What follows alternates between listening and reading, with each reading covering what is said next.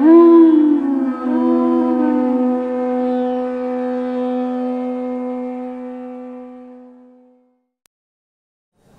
Namo Bhagavate Vasudevaya. Om Namo Bhagavate Vasudevaya. Om Namo Bhagavate Vasudevaya. Om Namo Bhagavate Vasudevaya. Om Namo Bhagavate Vasudevaya. Om Namo Bhagavate Vasudevaya. Hare Krishna. So today, with the blessings of all the present Vaishnavas, beginning with senior most ones, Prabhupada disciples, we continue reading from the 6th canto of Srimad Bhagavatam, chapter 18, Diti vows to kill King Indra, text 41. Sharat Padmotsavam Bhaktram Sharat Padmotsavam Bhaktram Vachascha Shravanamritam Vachascha Shravanamritam Hridayam Kshura Darabham Hridayam Kshura Darabham Strinam Kaveda Cheshchitam Strinam Kaveda Cheshchitam Sharat Padmot Savam Bhaktram Vachascha Shravanamritam Hridayam Kshura Darabham Strinam Koveda Cheshtitam Sharat. In the autumn, Padma, a lotus flower, Utsavam, blossoming, Bhaktram, face, Vachaha, words, Cha, and Shravana, to the ear, Amritam, giving pleasure, Hridayam, heart, Kshuradhara, the blade of a razor, Abham, like, Strinam, of woman, Kaha, who, Veda, knows, Cheshtitam, the dealings.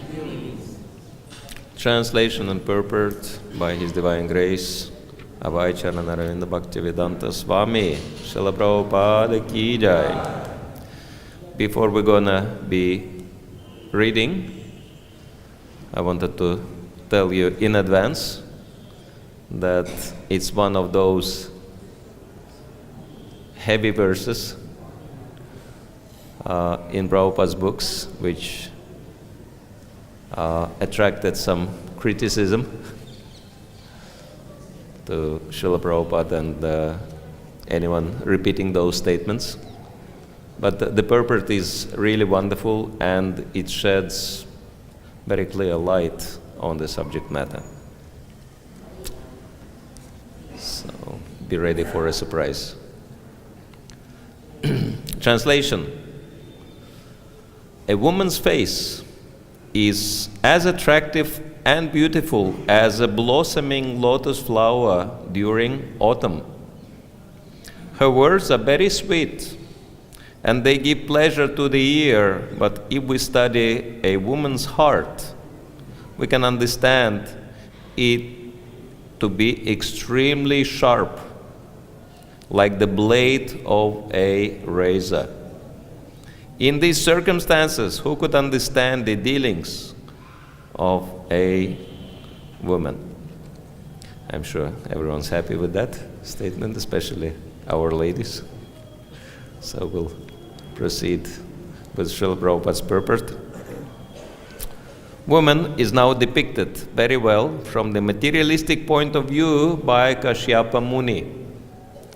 Women are generally known as the fair sex, and especially in youth, at the age of 16 or 17, women are very attractive to men.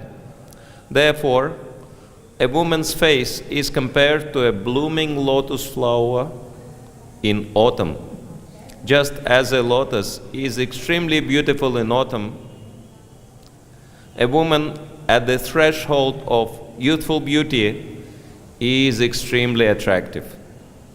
In Sanskrit, a woman's voice is called Nariswara, because women generally sing, and their singing is very attractive.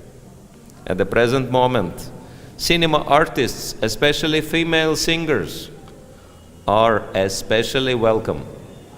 Some of them earn fabulous amounts of money simply by singing. Therefore, as taught by Sri Chaitanya Mahaprabhu, a woman's singing is dangerous because it can make a sannyasi fall, a victim to the woman. We can understand that this particular statement refers to one of the pastimes of Sri Chaitanya Mahaprabhu in Jagannath Puri, when he heard amazingly beautiful singing glorifying the Supreme Lord. And he became so ecstatic, he just started running and he wanted to embrace the singer.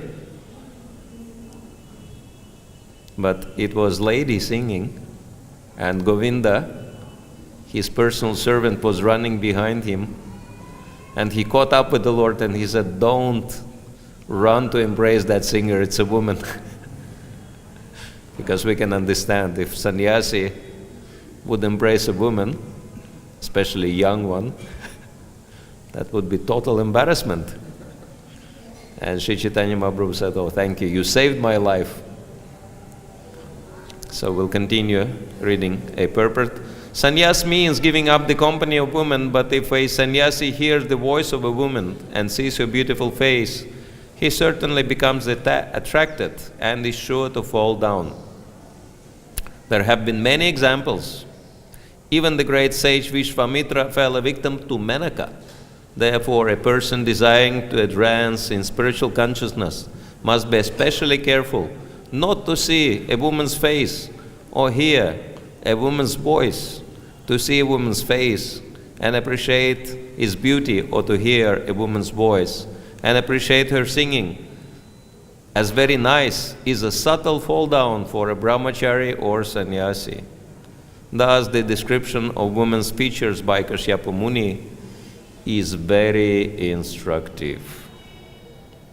When a woman's bodily features are attractive, when her face is beautiful, and when her voice is sweet, she is naturally a trap for a man. The Shastras advise that when such a woman comes to serve a man, she should be considered to be like a dark well covered by grass. In the fields there are many such wells, and a man who does not know about them drops through the grass and falls down. Thus there are many such instructions. Since the attraction of the material world is based on attraction for women, Kashyapa Muni thought, under the circumstances, who can understand the heart of a woman?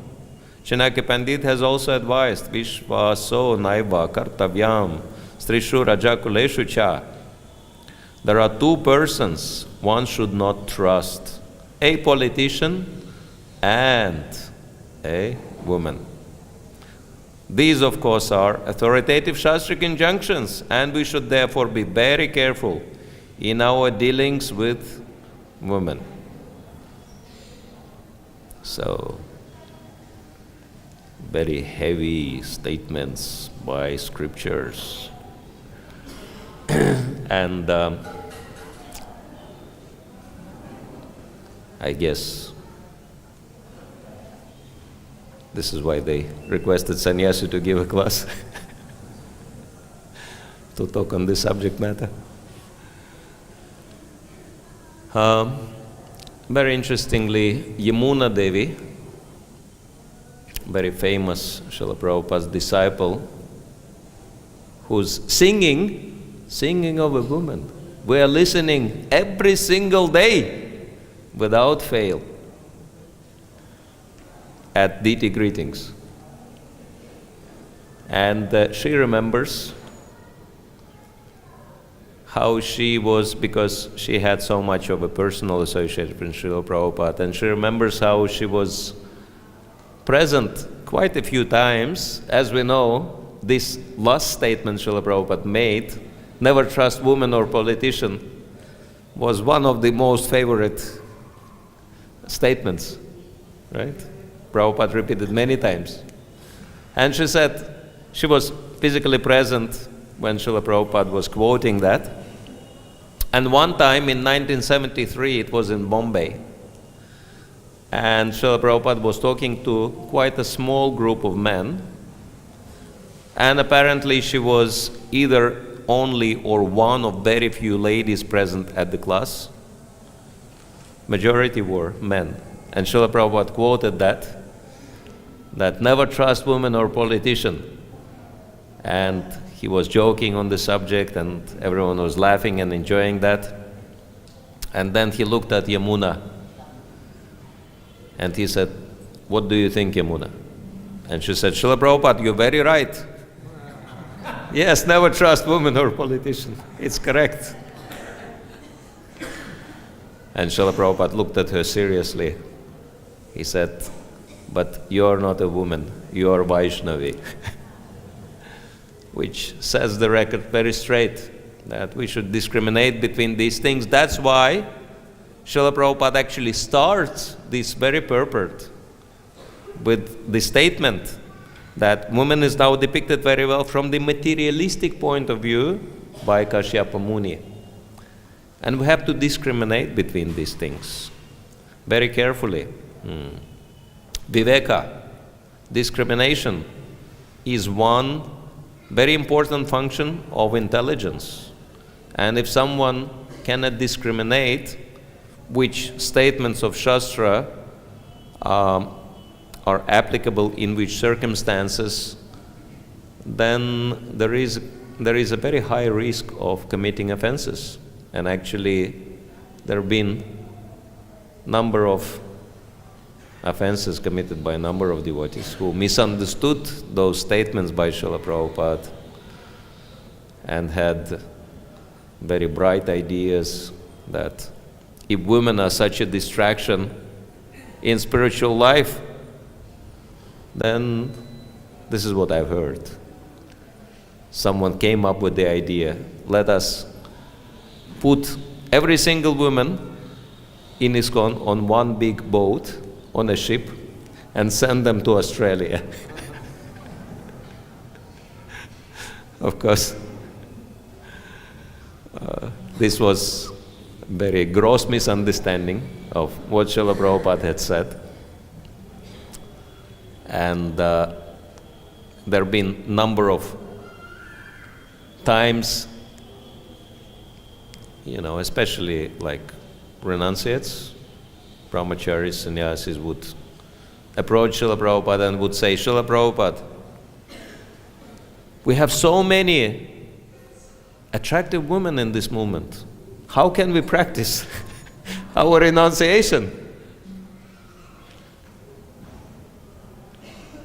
Because this attraction is very serious distraction. And Srila Prabhupada would say, he even wrote that in a letter. He said, if brahmacharis are disturbed by the presence of young women, what shall they do? Go to forest and practice Krishna consciousness there. And at other times when devotees were complaining, he would say, it's very good to have young, beautiful, and very attractive ladies in the movement. Why? Because they will attract young men. For example, distributing prasadam or books on the street, and then these young men, they will follow that young woman, and where they will end up? In the temple. And of course, after they come to the temple, they will forget about this woman because there are so many other things there. Especially in Prabhupada times, there were not that many new people, as Brahmananda Prabhu was recollecting when he was giving his class here, that at one Gaur Purnima festival, he was the only Western guest on the festival, and there were like 60 very enthusiastic preachers. And Prabhupada realized that he better keeps him in his association, otherwise devotees would completely burn him out in their zeal to preach and make him a devotee as soon as possible. And so we can understand that, once one comes to the temple, then one becomes exposed to Krishna consciousness. And Srila Prabhupada, he said, it's very nice that young and attractive devotee ladies can attract many men to Krishna consciousness. This is how he saw that. And the other time, someone complained, Srila Prabhupada, why there are so many girls are born in this moment? And Prabhupada looked very gravely and he said, so that they would grow up in very beautiful ladies and make all Mayavadis fall down. So we can understand that these particular statements of the scriptures and Srila Prabhupada, they are applicable to materialistic tendencies of women. And sometimes, of course, some lady devotees might become disturbed, could become disturbed by listening those statements. But it's very interesting why Srila Prabhupada, after asking Yamuna Devi, what do you think? And she said, Srila Prabhupada, I totally agree with it, it's true. He said, you are not a woman, you are Vaishnavi. Because only Vaishnavi can actually acknowledge all natural faults. Man and woman have faults naturally in the material world, but only Vaishnavas and Vaishnavis can see those faults. And even prior to becoming free from those faults, on those bases they can develop humility, which is very important prerequisite for our spiritual advancement, as Sri Chaitanya Mahaprabhu mentions.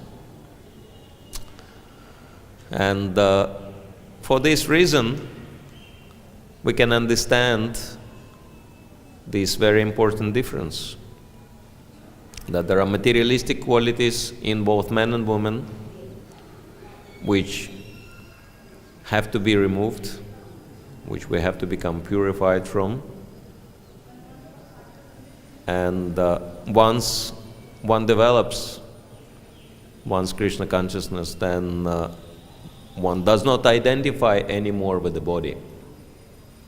So actually these kind of statements of the scriptures and Acharya, as Srila Prabhupada, are specifically meant to help us see ourselves and see what we can improve. There is very interesting instance in relation to His Holiness Bhakti Swami. When he joined the movement and he felt that some devotees have a kind of condescending attitude towards him because of his skin color. And he thought this is a wrong thing, that because I'm black, white devotees are mistreating me. And then he came to Srila Prabhupada and he said, Srila Prabhupada, looks like there are racial prejudices in your movement, and Naturally, he expected Srila Prabhupada to sympathize.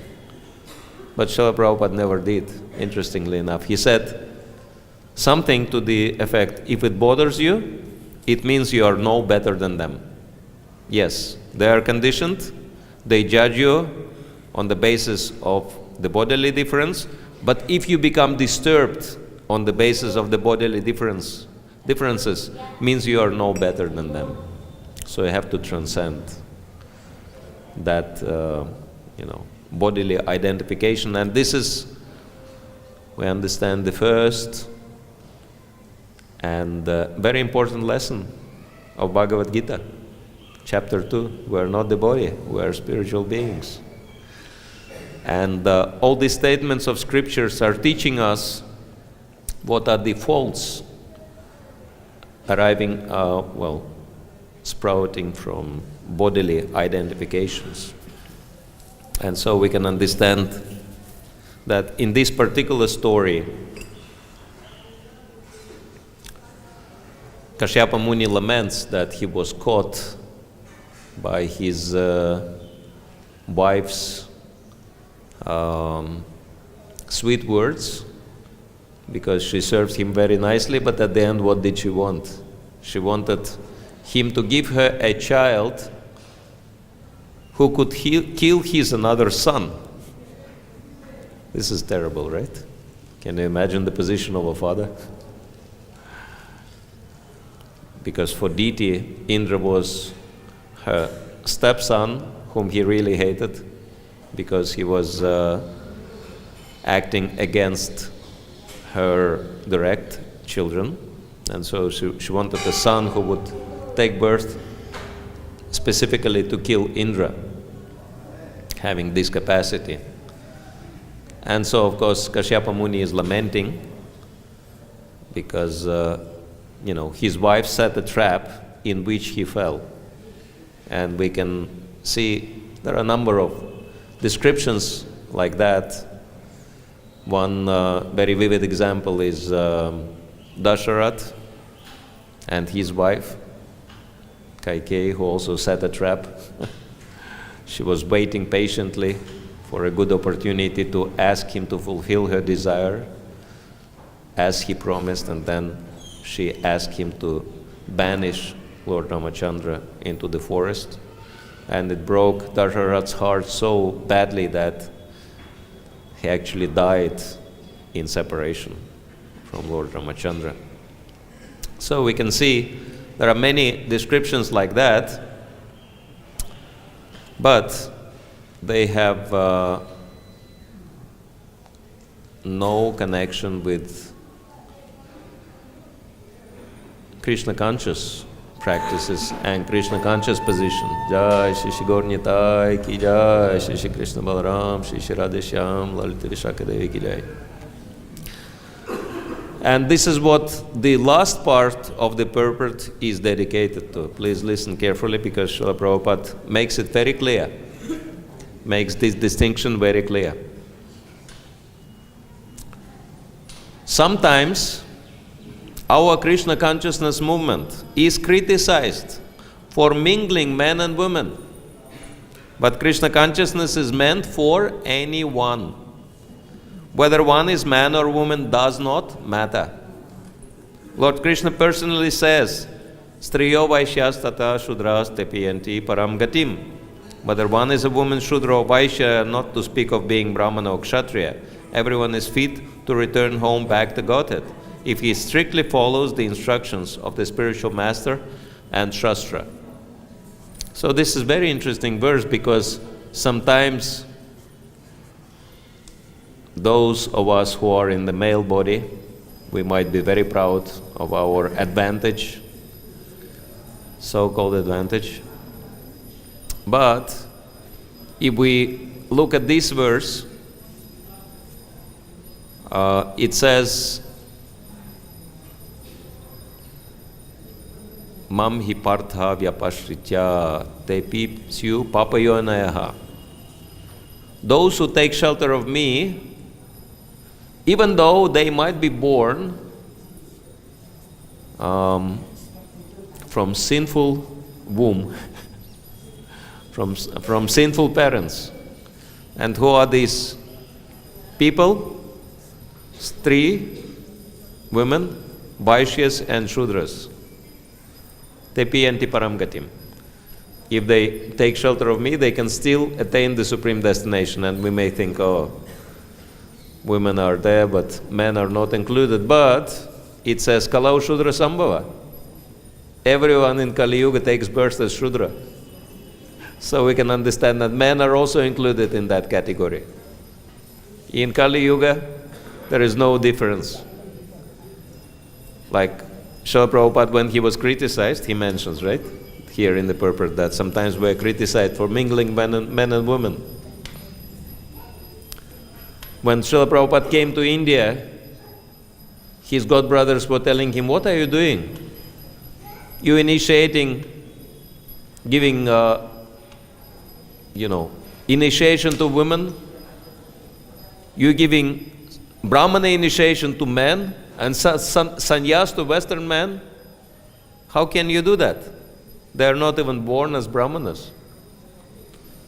And Prabhupada said, don't worry. There are no men and women in the West. They're all animals there. But they come up to the human platform by chanting Hare Krishna mantra.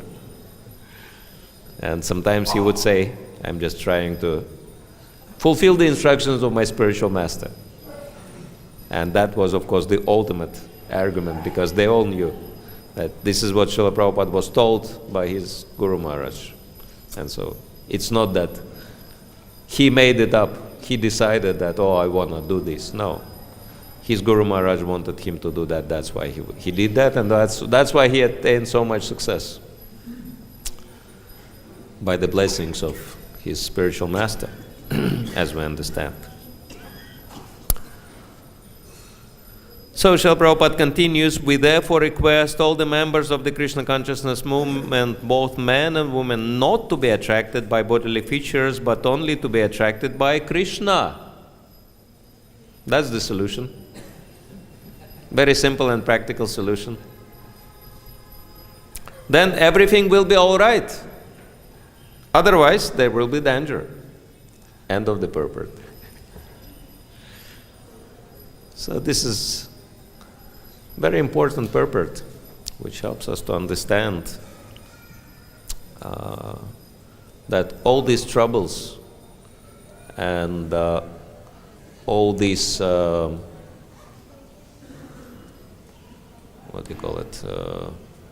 feelings of when we feel uncomfortable reading scriptures, that's because our bodily designations are disturbed. But the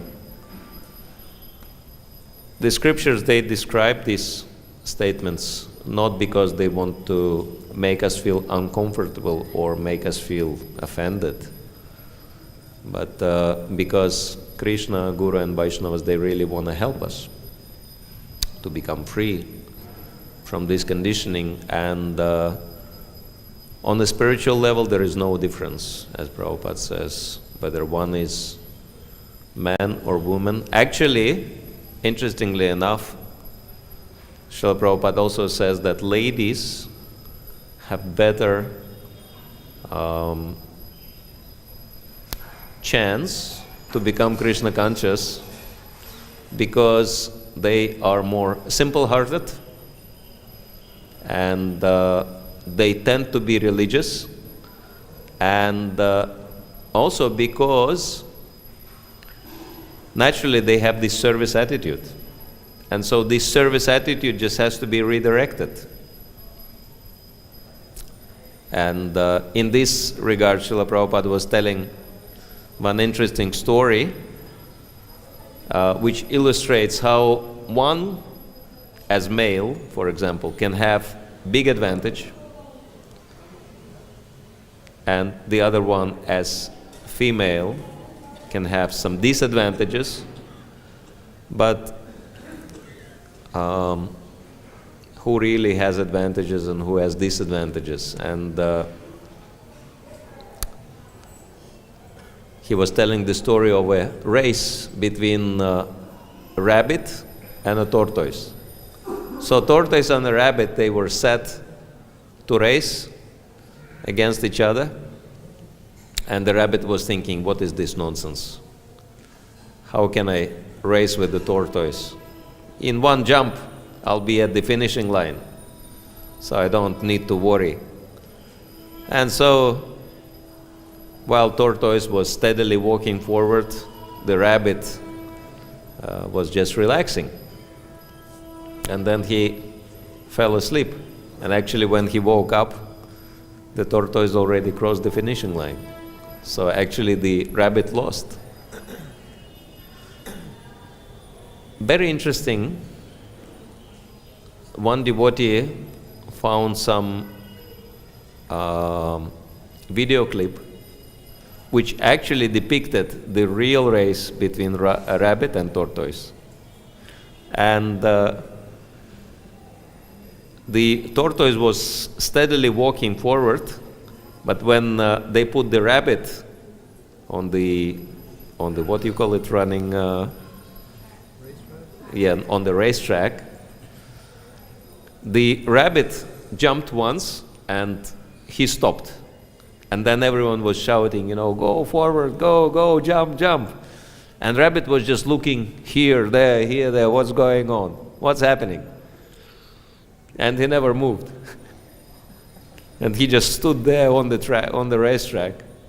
And tortoise actually went forward and actually crossed the finishing line.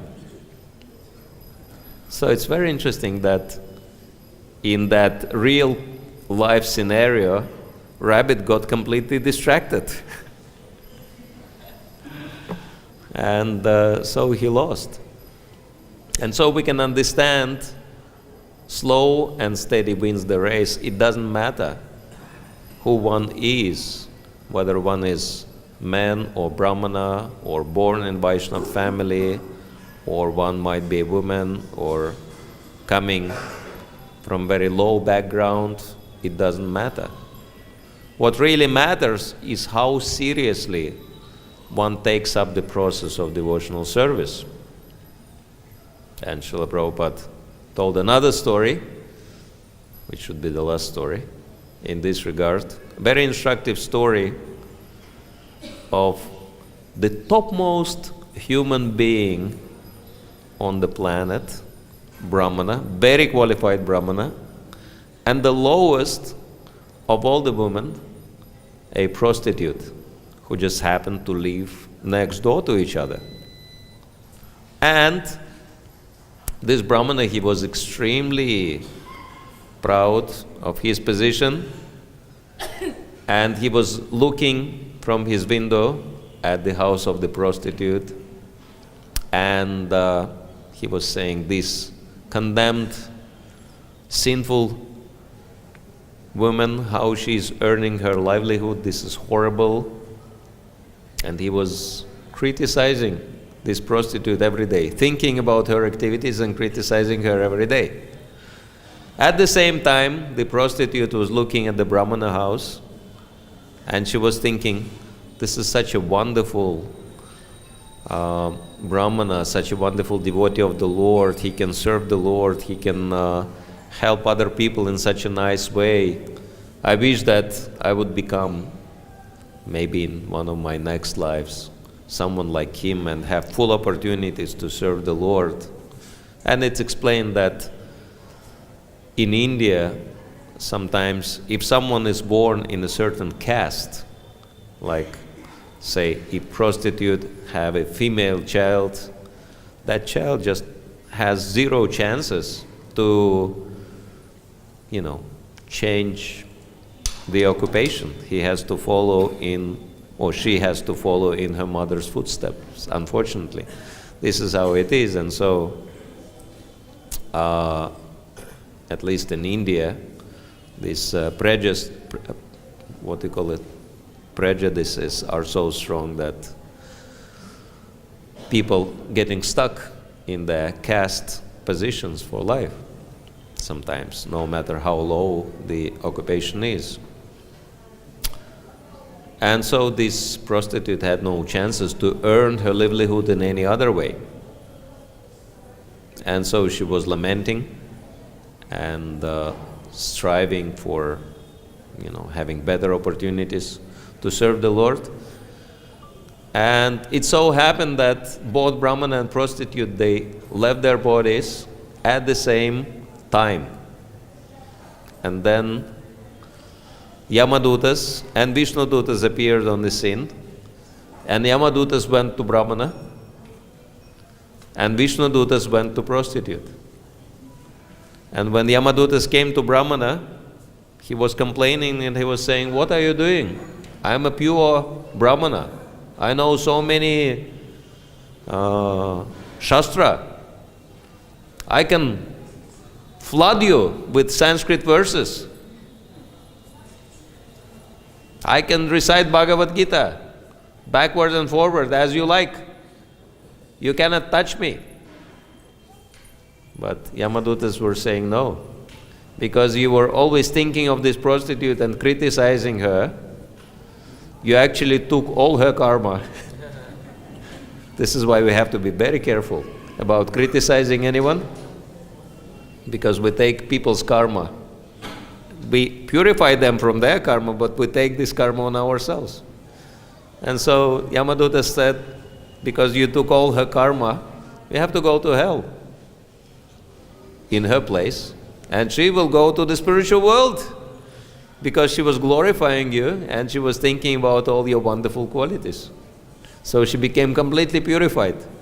And because she was always repentant, and with repentant heart, she was always remembering Krishna and chanting the holy name, actually her sins had zero effect.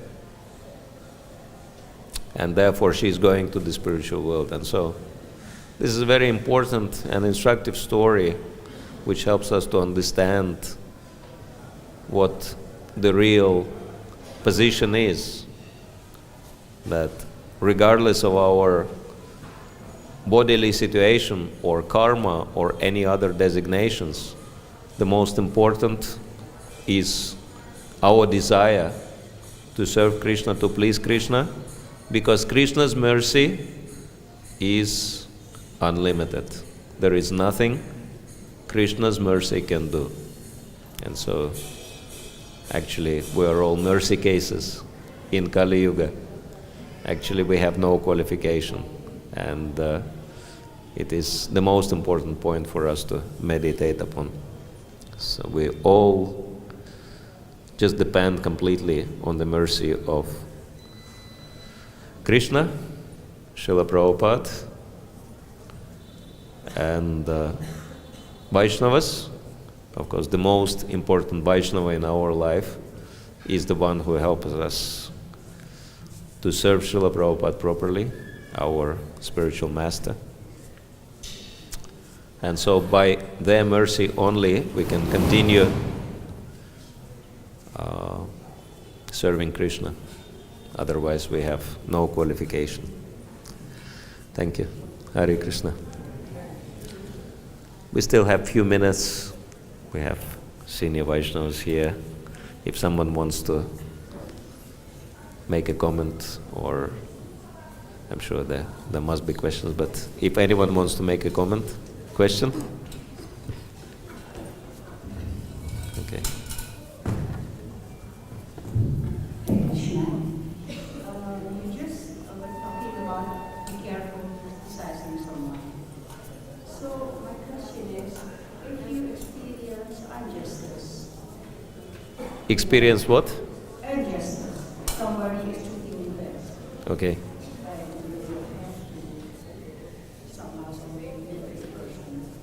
Can you please keep the microphone closer? You have to somehow, some way, relate to the person or stay for whatever reason.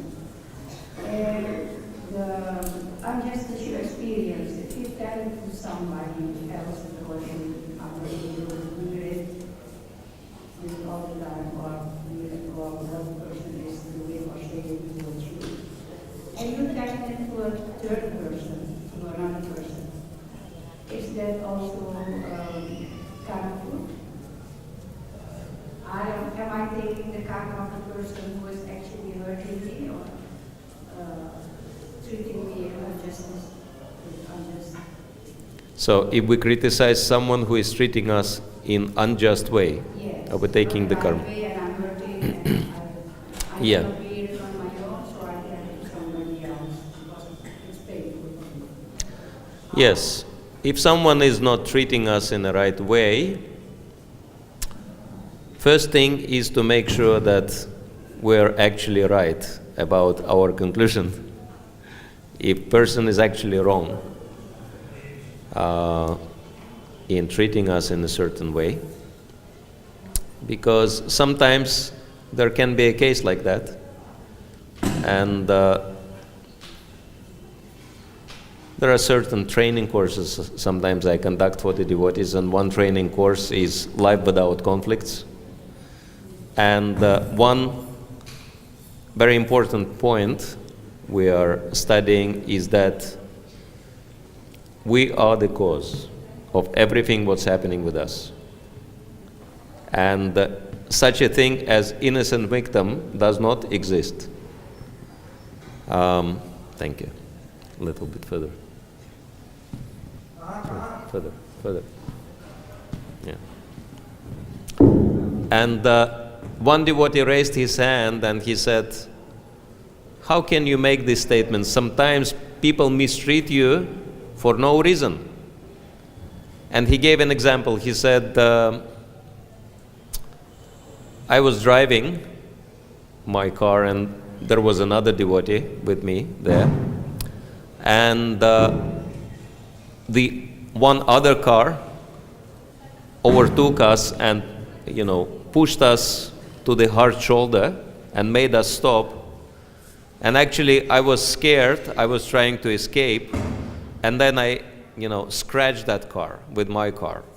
And then those people, they jumped out of the car and they started screaming and shouting. They said, you damaged our car, you have to pay. And he said, I'm a spiritual man, I'm devotee of God, and if you do it for purpose, you make other people scratch your car and make them pay, it's very wrong thing to do. But they said, we don't care, so you have to pay us. And so they forced me to pay money for their scratched car, even though they were pressing me to the hard shoulder. And I didn't know what to say. It actually appeared as if this devotee is innocent victim. But then the devotee sitting next to him, he said, wait, I was in the car with you and I actually saw everything, how it happened. That little bit earlier, you overtook that car in such a way that you nearly pushed them off the road. And they really struggled to, keep the car on the road because of that, to avoid the collision. And so they became so angry with you, they caught up with you and they pressed you to the hard shoulder, stopped you and made you pay money. Like that. And then the other devotee said, exactly same thing happened to me, also driving a car.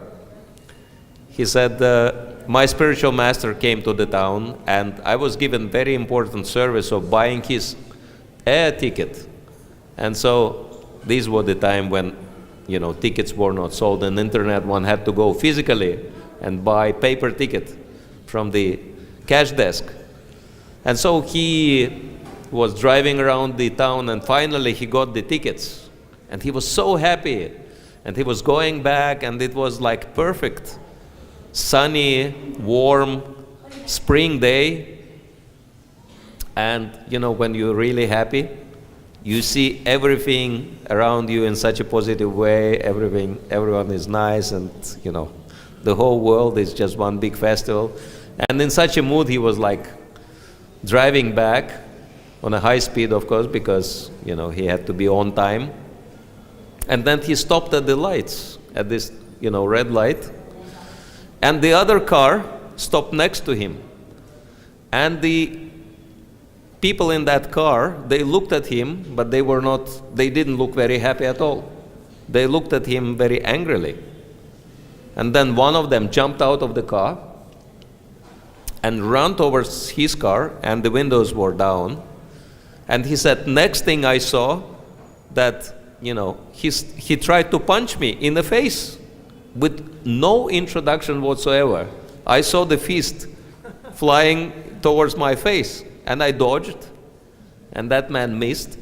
And then next thing, he tried to kick me with his foot. I saw his foot flying into the window, into my face, and he said I dodged again, and he had these light slippers, and his slipper slipped off and went inside the car, and went at the towards the back seat of the car. And the devotee who was sitting there, he picked up the slipper, and he said, "Sir, is that your slipper?" And he said, "Yes, this is my slipper." So he snatched the slipper away, and he actually, punched the body of the car very hard, and then he went, and then they just sped off. And that devotee, he was completely shocked. He said, "What happened? Who are these people? Why are they so angry at us? What have we done?" And the devotee who was sitting behind, he said, "I know what we've done. Because you were speeding in, you were not looking, and you passed by the place where the sewage pipe broke, and there was a big flood, from sewage water on the road, and you just went through that thing on a high speed, and all this sewage water, because these people, they were parked on the side of the road, all the sewage water went, because the windows were down, went inside of their car, on the top of them." And this is what happened next. They caught up with him, and then this was, this is how they expressed their dissatisfaction. So, very interesting stories. Sometimes we think, oh, we've done nothing wrong. But actually, because I'm doing the conflict resolution for more than 10 years, we say that every conflict story has at least 3 explanations, completely different from each other. From one side, from the opposite side, and from neutral side. And sometimes if there are more than one neutral side, you will hear different stories. Like that. So this is the first thing to look at. Are we actually innocent? Because nothing happens for no reason. There is a reason for everything happening in our lives. So this is how we can live without any conflicts. Talking about these things is making karma, bad karma. Yes, if someone misbehaves towards us, we become purified. Of course, this is not to justify those devotees who want to misbehave and purify everyone. But if someone misbehaves and purifies, towards us, that we can understand we become purified from our karma.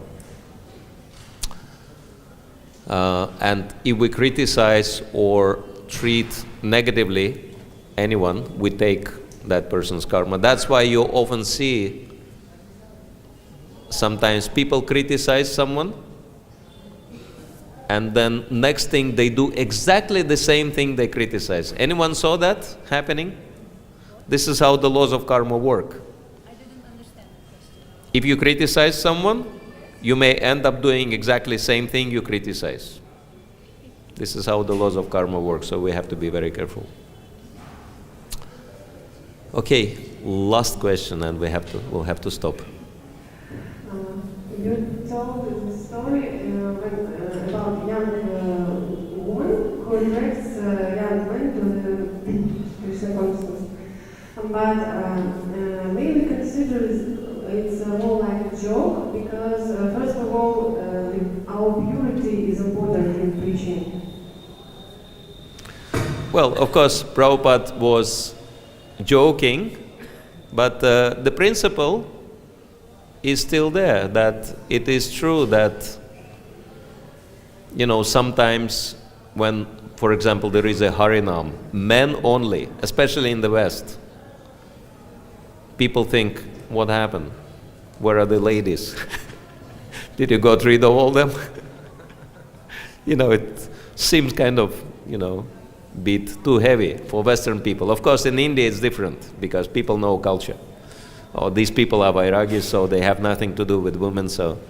But in the West, if society is consisting of men only, it's not really impressing people. But if they see nicely dressed ladies dancing in Harinam, they can understand, okay, these guys are not fanatics. These are not religious fanatics. These are normal people. I can interact with them. So every joke has some truth in it. All right? So thank you all very much for your kind attention. Srila Prabhupada ki jai. Grantaraj Srimad Bhagavatam ki jai. Samaveta Bhakta Vrinda ki jai. Go Premanande.